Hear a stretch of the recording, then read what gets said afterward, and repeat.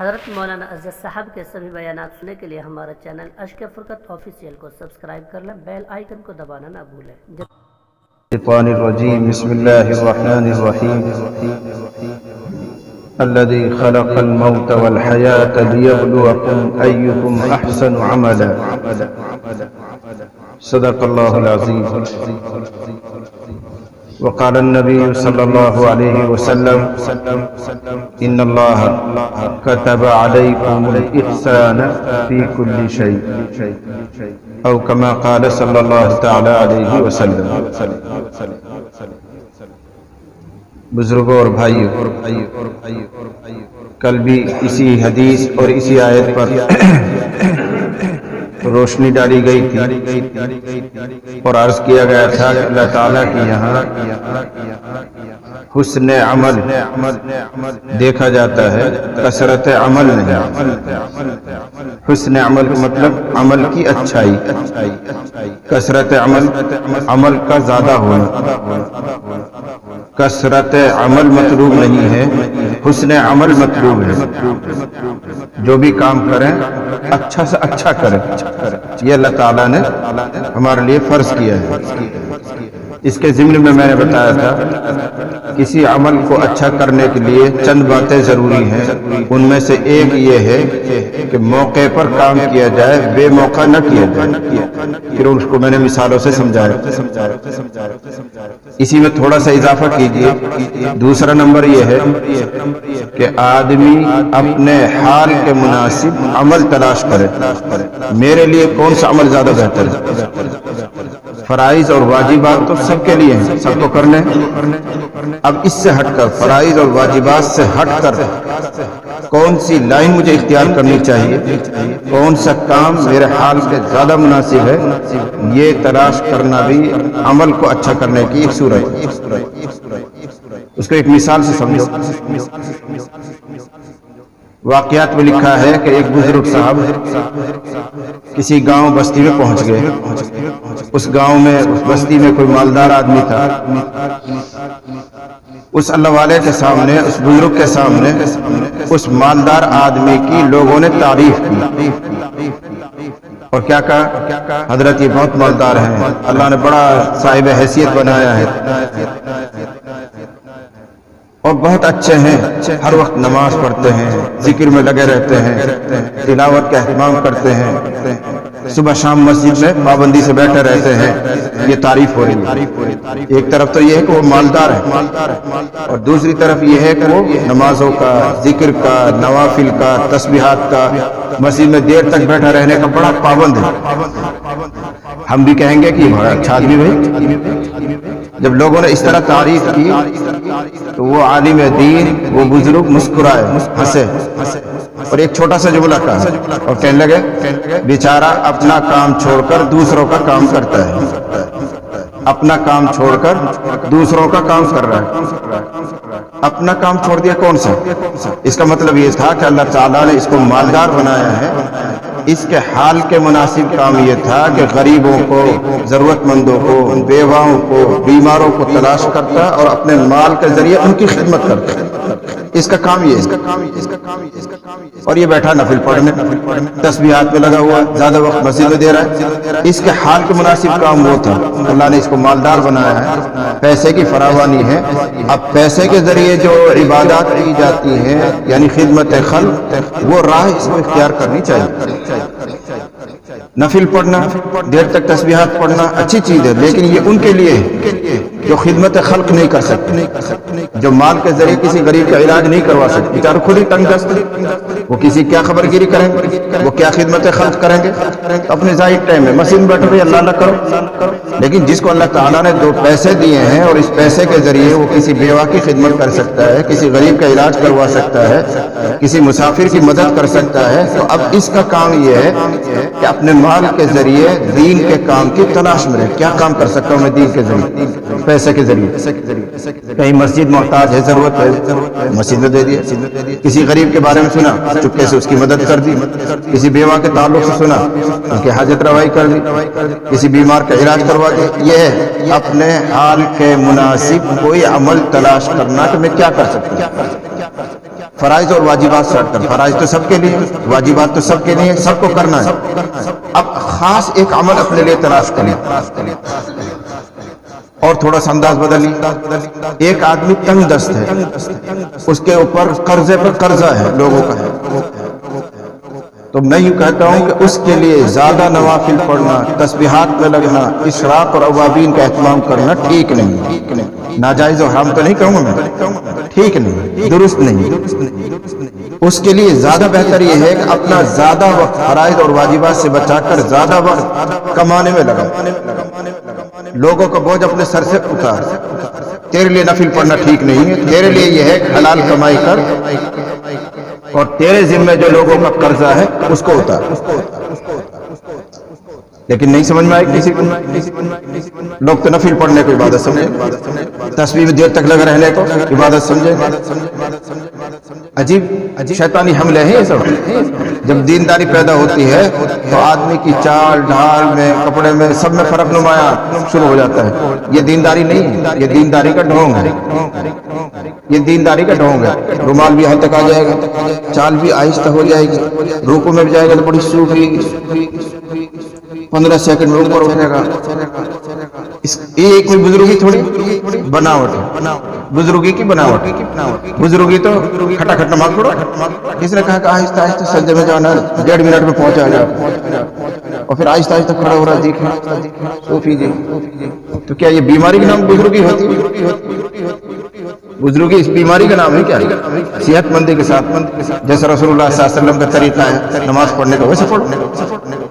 اصل یہ ہے کہ ہم دیندار بنتے نہیں ہیں، دیندار ہے نہیں، دیندار بننا دکھاتے ہیں۔ دینداری ہے نہیں طبیعت میں، دینداری دکھاتے ہیں، دیکھو میں دیندار ہوں، میں فلاں ہوں۔ دینداری کس چیز کا نام ہے؟ تقاضوں کو پہچانو۔ تو میں نے اس پہ ایک نمبر بڑھایا ہے، عمل کی اچھائی میں یہ بھی شامل ہے کہ آدمی یہ تلاش کرے کہ میرے حال کے مناسب کون سا عمل ہے۔ اگر تیرے سر پر قرض کا بوجھ ہے تو نوافل میں لگنا، خانقاہوں میں زیادہ چلے دینا یا دعوت و تبلیغ میں کئی چلے کے لیے نکل جانا آپ کے لیے مناسب نہیں ہے، درست نہیں ہے۔ ناجائز کہنے کی میں ہمت نہیں کر پا رہا۔ اگر کوئی مجتہد ہوتا، بڑا عالم دین ہوتا، اجتہادی شان ہوتا تو شاید وہ ناجائز کا حکم لگاتا، لیکن میں اس مرتبے کا آدمی نہیں ہوں، اس لیے اتنا تو کہوں گا نامناسب ہے، درست نہیں ہے۔ اس کے لیے بہتر یہ تھا کہ اپنی کمائی میں لگتا، محنت کر کے رات دن کما کر لوگوں کا قرض اتار۔ اب دو باتیں سمجھنی، ایک تو یہ کہ اگر سر پر قرضہ ہے تو نوافل کو چھوڑو، فضائل کو چھوڑو اور قرض اتارنے کی فکر میں لگو، اس کی دلیل۔ اور دوسری پہلے دعوے کی دلیل، ہر آدمی کو اپنے حال کے مناسب کام تلاش کرنا ہے۔ بس یہ دو باتوں کی دلیل اور بات ختم ہو جائے گی آج کی۔ یہ جو دوسرا مسئلہ ہے کہ اگر سر پر قرضہ ہے تو اس کو ادا کرنے کی فکر کرنی چاہیے، محنت کرنی چاہیے، کمانا چاہیے، فضائل کو چھوڑ دینا چاہیے۔ اس کی دلیل یہ واقعہ ہے جو ابو داؤد شریف میں آیا ہوا ہے، شاید پہلے بھی میں نے آپ کو سنایا ہوگا۔ ایک انصاری صحابی رسول اللہ صلی اللہ علیہ وسلم کی خدمت میں آئے اور انہوں نے اپنی لاچاری کا، غربت کا اظہار کیا۔ اللہ کے نبی میں بہت تنگ دست ہوں، آپ میری کوئی مدد فرما دیجیے۔ اتفاق یہ تھا کہ حضور کے ہاتھ میں بھی اس وقت کچھ نہیں ہے، بیت المال میں بھی کچھ نہیں ہے کہ آپ مدد کر سکیں۔ آپ نے کہا بھائی میں تو خود ہی تنگ ہوں، میرے پاس تو فی الحال کوئی اس چیز نہیں کہ میں تمہاری مدد کروں۔ انہوں نے اپنی غربت کا اور زیادہ اظہار کیا تو نبی علیہ الصلوۃ والسلام فرمایا تمہارے پاس ہے کیا ہے تمہاری ملکیت میں؟ اب غور کرنا، شاید پوری دنیا میں کوئی اتنا غریب نہیں ہوگا، پوری دنیا میں۔ اس نے کہا اللہ کے نبی میرے پاس صرف 2 چیزیں ہیں، ایک لکڑی کا پیالہ ہے اور ایک چھوٹا سا کمبل ہے جس کا آدھا حصہ بچھا لیتا ہوں، آدھا اوڑھ لیتا ہوں، بس اس کے علاوہ میرے پاس کوئی تیسری چیز ہی نہیں ہے۔ کوئی ایسا غریب آدمی؟ کوئی بھی نہیں ہے۔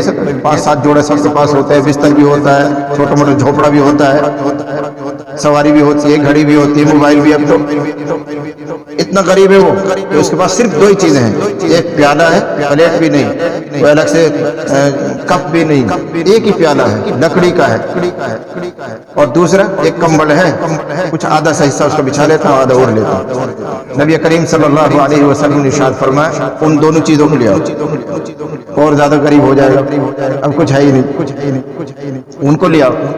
تو بیچارہ اپنا کمبل بھی لے آیا وہ لکڑی کا پیالہ بھی لیا ہے۔ نبی علیہ الصلوۃ والسلام نے نماز کے بعد بیچ مسجد میں دونوں سامان رکھ دیے اور فرمایا بھائی کون خریدے گا یہ سامان بک رہا، کون خریدے گا اس کمبل کو اور پیالے کو؟ تو صحابہ بھی سمجھ رہے ہیں مقصد اس کی مدد کرنا ہے بیچارے۔ تو ایک صحابی نے 1 درہم اس کی قیمت لگائی، اے اللہ کے نبی میں اس کو 1 درہم میں خرید لوں، 1 روپیہ کہہ لو اس زمانے کے اعتبار سے، اس زمانے میں درہم چلتے تھے چاندی کے سکے، میں 1 درہم میں اس کو خرید لوں گا۔ آپ نے فرمایا من یزید، کون قیمت بڑھاتا ہے؟ بولی لگ رہی ہے، اس سے معلوم ہوا کہ بولی لگانا چاہیے، منڈی میں لگتی ہے بولی۔ تو فقہاء کرام نے اور محدثین نے اس حدیث کو ایسے ہی باب میں نقل کیا ہے، کتاب البیوع میں آتی ہے روایت کہ بولی بولنا، بولی لگانا جائز ہے۔ دیکھو حضور بولی لگا رہے ہیں، ایک نے قیمت لگا دی 1 درہم کی، تو حضور فرمان کون بڑھائے گا، کون زیادہ دے گا؟ دوسرے صحابی نے کہا کہ اللہ کے نبی میں اس کو 2 درہم میں خرید لوں، اگرچہ وہ 2 درہم تو مال نہیں ہے، لیکن وہ بھی سمجھ رہا ہے کہ حضور جو بار بار کہہ رہے ہیں اس کی مدد کرنا چاہ رہے ہیں، تو انہوں نے کہا ٹھیک ہے میں 2 درہم میں خرید لوں۔ آپ نے کہا یہ تمہارا لے لو، 2 درہم مجھے دے دو، 2 درہم مل گئے۔ آپ نے وہ 2 درہم لے کر 1 درہم دیا اس صحابی کو جو مانگنے آیا تھا، انصاری جس کا یہ کمبل پیالہ ہے، تو کہا اس 1 درہم میں اپنے گھر کے لیے کھانے پینے کا سامان خرید کر دے دو، کھجور ملیں گی، ستو ملے گا، کچھ اور چیز ملے گی۔ آج کل کا تھوڑا تھوڑی ہے بھائی اناج بھی بھر دینا اور فلاں چیز بھر دینا، 2 درہم میں ستو کھجور وجور ایسی کوئی چیز اپنے گھر میں دے دو، 2-4 دن کا کام چل جائے گا۔ اور دوسرا درہم دیا اور کہا اس کے ذریعے کلہاڑی خرید کر لاؤ، کلہاڑی لکڑی کاٹنے کی کلہاڑی۔ 2 درہم پورا ہو گیا، ایک کے ذریعے کھانے پینے کا سامان گھر میں ڈالنا، دوسرے درہم کے ذریعے کلہاڑی خرید کر لیا، چلا گیا، اس نے یہ کام کر لیا، کلہاڑی بھی لے آیا حضور کی خدمت میں۔ پھر نبی علیہ الصلوۃ والسلام نے اپنے ہاتھ سے اس کلہاڑی میں دستہ لگایا، لکڑی بیسا کیا کہتے ہیں آپ لوگ، لکڑی ٹھوکی اس میں بیسا لگا دیا، کلہاڑی تیار ہو گئی۔ اب آپ نے وہ کلہاڑی اس صحابی کو دی، انصاری کو، اور فرمایا جنگل میں جاؤ، لکڑی کاٹو، مارکیٹ میں لے جا کر بیچو، پھر جنگل جاؤ، لکڑی کاٹو، لا کر بیچو، 15 دن تک مدینے میں نہ دیکھو تجھے، 15 دن تک مدینے میں نظر مت آنا، یہ کام کرتے رہے، وہیں اپنی نماز روز پڑھتے رہے۔ اب آپ غور کریں، 15 دن تک جنگل جائے گا، لکڑی کاٹے گا، مدینے میں لا کے بیچے گا، پھر لکڑی کاٹے گا، پھر لا کے بیچے گا۔ اب فضائل دیکھو، مسجد نبوی کی نماز کا ثواب چھوٹ رہا ہے، ایک نماز کا ثواب 1000 نمازوں کے برابر ہے، اور دوسری ایک کمزور روایت تھوڑی سی 25000 نمازوں کا ثواب ملتا ہے ایک نماز۔ پھر نبی نماز کے بعد کچھ آیت سکھائیں گے، کچھ مسئلہ بتائیں گے، کچھ واعظ فرمائیں گے، وہ چھوٹ رہا ہے۔ نبی سب سے بڑی چیز نبی کی زیارت چھوٹ رہی ہے، آپ کے ساتھ بیٹھنا چھوٹ رہا ہے، سب کام چھوٹ رہے کہ نہیں؟ تو ضرورت کے لیے، حلال کمائی کے لیے نبی صلی اللہ علیہ وسلم ان فضائل کو چھوڑا دے، ابھی چھوڑ دو ان کام، وہ کام کرو جائے، اپنی غربت دور کرو، لوگوں کے سامنے ہاتھ پھیلاتے پھرو، اس سے بہتر ہے کہ خود مالدار بنو، خود دینے والا بنو۔ یہ وہ دلیل ہے اپنے حال کے مناسب آدمی کو کام تلاش کرنا، ورنہ حضور بھی کہہ سکتے تھے بھائی صبر کرو، یہاں ثواب کمایا کرو، بیٹھ کر میری مجلس میں بیٹھا کرو، میرے واعظ سنا کرو، میرے پیچھے نماز پڑھو، 1000 نماز کا ثواب ملے گا، اللہ سے مانگو، اللہ بوری برسا دے گا تیرے گھر میں۔ لیکن یہ نہیں، اسباب کی دنیا ہے، سبب اختیار کرنے کے لیے حضور فرمایا جاؤ کلاڑی لو، لکڑی کاٹو، اور 15 دن تک مسجد میں نظر مت آنا۔ کون سی مسجد؟ نبی علیہ الصلوۃ والسلام کی مسجد، جہاں روزانہ قرآن اتر رہا ہے، جہاں روزانہ نئی تعلیم آ رہی ہے، روزانہ نبی کی زیارت ہوتی ہے، شوق بڑھتا ہے، آخرت کی فکر پیدا ہوتی ہے، لیکن اس کے حال کے مناسب نہیں تھا یہ کام۔ وہ نبی کی مجلس میں بیٹھ کر بھی یہی سوچتا رہتا ہے شام کو گھر والے کیا کھائیں گے، گھر میں تو فاقہ ہے، دل کو اطمینان ہی نہیں۔ پہلے اطمینان پیدا کر، وسعت پیدا کر، پھر آ کے یہاں بیٹھ۔ یہ ہے وہ دلیل کہ ہر آدمی کو اپنے حال کے مناسب عمل تلاش کرنا ہے۔ اس لیے میں نے کہا اگر کسی کے سر پر قرضہ ہے تو نوافل میں، تسبیحات میں، مسجد میں زیادہ دیر بیٹھے رہنے میں دلچسپی نہیں رکھنی چاہیے، بلکہ کاروبار میں لگے اور خوب بڑھ چڑھ کر محنت کر کے اس لائق بنے کہ سارا قرضہ بھی اتار دے اور دوسروں کو یہ مدد کا ذریعہ بن جائے۔ یہ کوئی معمولی چیز نہیں ہے، حلال کمائی کرنا بھی فضیلت کا کام ہے، ثواب ثواب کا کام ہے اور ثواب ہی نہیں فرض ہے. طلبو سیاد لفظ یاد نہیں آ رہا مجھے. کسب الحلال، طلبو کسب الحلال فریضۃ بعد الفرائض. حلال کمائی کی تلاش کرنا یہ بھی ایک فرض ہے. حلال کمائی کی تلاش یہ بھی ایک فرض ہے. التاجر الصدوق الامین مع النبیین والصدیقین. وہ تجارتی آدمی، وہ کاروباری آدمی جو امانت دار ہو، سچا ہو، جھوٹ نہ بولتا ہو، کل قیامت میں وہ نبیوں کے ساتھ رہے گا، صدیقین کے ساتھ رہے گا. ہم سمجھتے ہیں تہجد پڑھنے سے ہی جائیں گے ہم. اگر حلال کمائی کرتا ہے، پاکیزہ روزی کماتا ہے اور نیت اچھی ہے تو یہ بھی وہ عمل ہے جو آپ کے درجات کو بلند کرتا ہے. یہ بھی وہ عمل ہے. میں نے کہیں روایت پڑھی نہیں ہے لیکن اپنے اکابر سے سنا ہے. میں نے کہیں پڑھی نہیں ہے، اکابر سے سنا ہے کہ ایک صحابی حضور علیہ الصلوۃ والسلام کی خدمت میں آیا اور مسافہ کیا تو ہاتھ بڑے ٹائٹ تھے. زمیندارہ کرنے سے ہاتھ سخت ہو جاتے ہیں. آپ نے کہا بھائی بڑے سخت ہو رہے ہیں، کیا بات ہے؟ جی مزدوری کرتا ہوں، کھیتی باڑی کام کرتا ہوں. تو آپ نے ہاتھ چوم لیا کہ اللہ کو یہ ہاتھ بڑے مبارک ہیں جو حلال کماتے ہیں. بتائیے، ہم تہجد گزاروں کا ہاتھ چومتے پھرتے ہیں، بزرگوں کا ہاتھ چومتے پھرتے ہیں، کوشش کرتے ہیں بزرگوں کا ہاتھ چوم لیں، حضرت سے مسافہ کر لیں، فلاں کر لیں. نبی کہہ رہے ہیں کہ یہ بڑا حضرت ہے جو حلال کما رہا ہے. نبی ہو کر اس کا ہاتھ چوم رہے، نبی ہو کر اس کا ہاتھ چوم رہے جو حلال کما رہا ہے. اس کا نام ہے دین. صوفی جی پڑھنے کا نام دین نہیں. حقوق کی ادائیگی کی پوری طرح کوشش کرنا، اس کا نام دینداری. اب رہ گیا پہلا دعویٰ. ہر آدمی کو اپنے حال کے مناسب عمل تلاش کرنا چاہیے.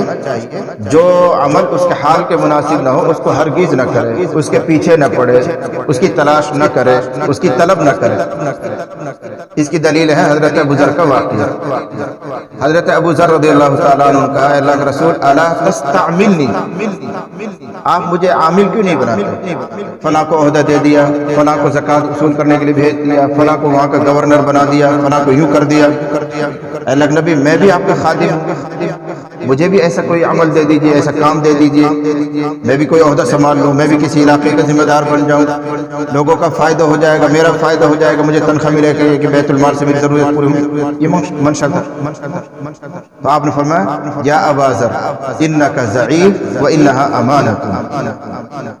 اے ابو ذر یہ عہدے وغیرہ، یہ ذمہ داریاں تیرے حال کے مناسب نہیں، تو کمزور آدمی.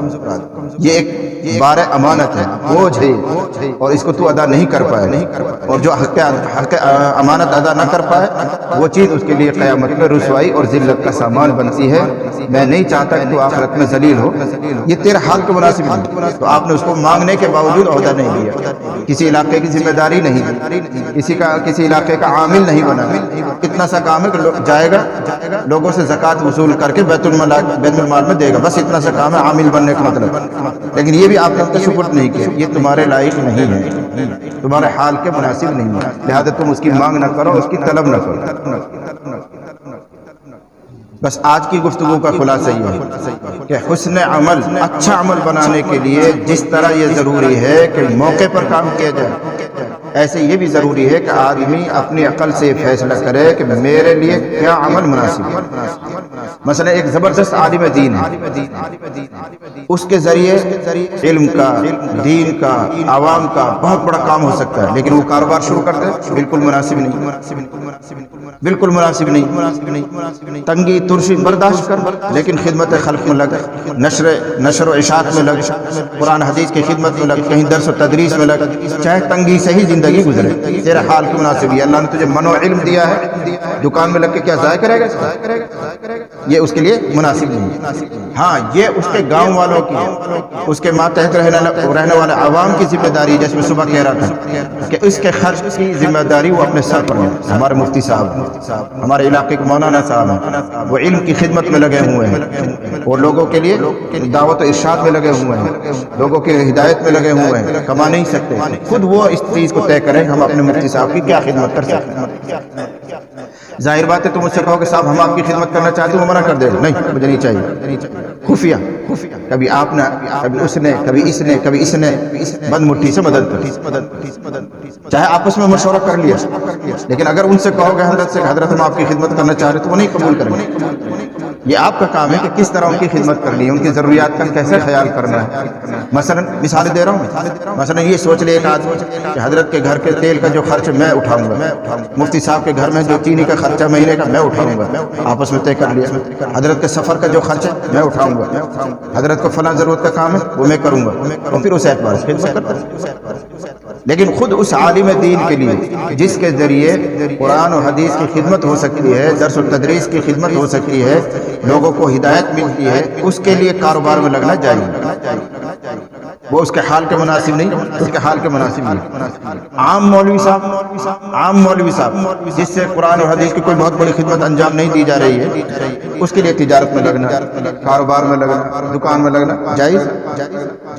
عام مولوی صاحب جو ہوتے ہیں، جو اپنے گھر پہ بھی رہے گا تو کوئی بہت بڑا ہدایت کا کام نہیں کر رہا، لوگوں کو نہیں سنبھال رہا، یہ بہت زیادہ وہ کتاب نہیں لکھ رہا، لوگ بہت سارے اس سے وابستہ نہیں ہیں، اگر وہ کاروبار میں لگ بھی جائے تو لوگوں کا کوئی نقصان نہیں ہو رہا، اس کے لیے جائز لگے وہ جائے، اس کے حال کے مناسب کرے وہ کام۔ لیکن ایک ایسی شخصیت ہے کہ اگر وہ دکان میں لگ جائے تو دین کا بھی نقصان ہوگا، عوام کا بھی نقصان ہوگا، اس کے لیے وہ دکان میں لگنا جائز ہے۔ اس کو کہہ رہا ہوں مناسب، اپنے حال کے مناسب کام تلاش کرے آدمی کہ میرے لیے کیا مناسب ہو سکتا ہے۔ اللہ تعالیٰ مجھے بھی آپ کو بھی سب کو سمجھنے کی توفیق دے اور عمل کی بھی توفیق عطا فرمائے۔ وآخر دعوانا الحمدللہ۔